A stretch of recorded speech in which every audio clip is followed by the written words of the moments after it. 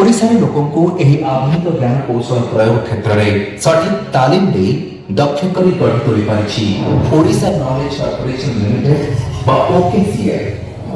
फଳରେ ଲୋକଙ୍କ ଜୀବନ ଓ ଜୀବିକାରେ ଆସି ପାରିଛି ବିଶେଷ ପରିବର୍ତ୍ତନ।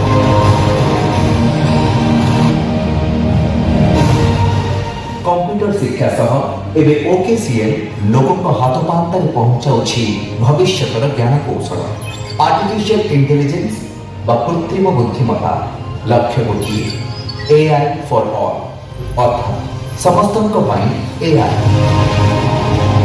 2011 मसीहारे गठन हैला ओकेसीएल ओडिशा सरकार इलेक्ट्रोनिक्स और सूचना प्रजुक्ति विद्या विभाग अधीन परिचालित एही संस्था राज्य में आईटी उपयोगी शिक्षा और सेवा प्रसार दिगरे निरंतर काम करुछि।